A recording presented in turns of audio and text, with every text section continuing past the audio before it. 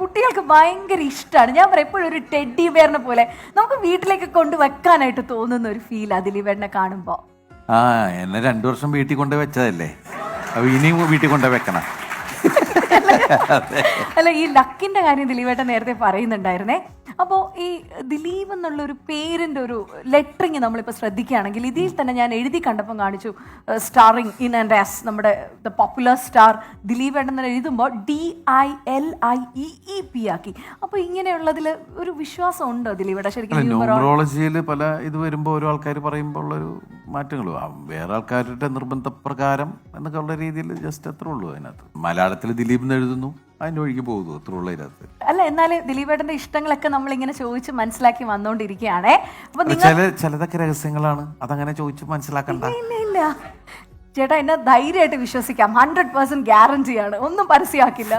Full camera on ചെയ്ത് വെച്ചിട്ട് പ്രലോഭന കുമാരിയാണ്. പ്രലോഭിച്ച് നമ്മളെ ചാടിക്കും. ഏട്ടനെ അറിഞ്ഞു എന്നെ, എന്റെ തലവട്ടം കണ്ട ട്രോളന്മാര് കാത്തിരിക്കുക. എനിക്കറിയില്ല കേട്ടോ, എന്നെ കാണുന്നത് ട്രോളാക്കാൻ നിക്കുക. നല്ല കാര്യമല്ലേ? വെറുപ്പിച്ച് ഇവക്ക് മതിയായില്ലേ? അതൊന്നുമില്ല. പക്ഷെ ഇല്ല, അതങ്ങനെ ആരും പറയാൻ പാടില്ല.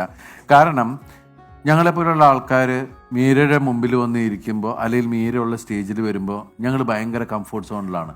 കാരണം ആ സ്റ്റേജ് എങ്ങനെ ഹാൻഡിൽ ചെയ്യണമെന്ന് നന്നായിട്ട് അറിയാവുന്ന, അതിലെടുത്തു പറയേണ്ട ഒരാളാണ് മീര. ഞാൻ ഇവിടെ കയറി വന്ന സമയത്ത് മീരനെ കണ്ടപ്പോൾ തന്നെ കാരണം വെച്ചിട്ടുണ്ടെങ്കിൽ ഈ ഷോ എങ്ങനെ കൊണ്ടുപോകണം എന്നുള്ളത് കറക്റ്റായിട്ട് മീരയ്ക്കറിയാം.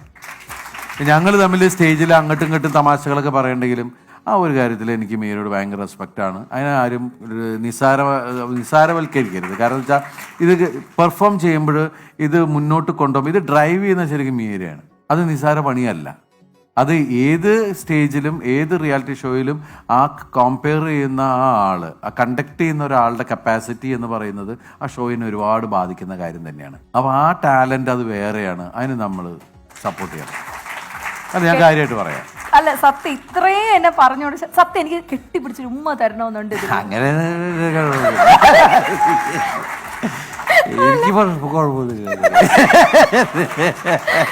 ശരിക്കും. അപ്പൊ ഇത്ര ഹഗ് ചെയ്യണോന്ന് പറയുന്നു എല്ലാരും. ഇല്ല കേട്ടോ എന്റെ, അയ്യോട്ടോ, താങ്ക് യു സോ മച്ച്. അയ്യോ, ഇനി അപ്പൊ ദിലീപേട്ട ഇത്രയും പറഞ്ഞോണ്ട് ഞാൻ ഇതിനല്ല പറയാ, ഇത് വെറുതെ ഇങ്ങനെ വെറുതെ കുഞ്ഞുകൂന കളിക്കുക.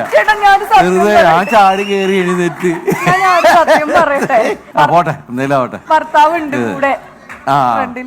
അതൊന്നും കുഴപ്പമില്ല. പുള്ളി അങ്ങനെ ഒന്നും പറയാതൊന്നുമില്ല. പുള്ളി എന്നെ മാറ്റി കൂമ്പിരിടിക്കുള്ളൂ.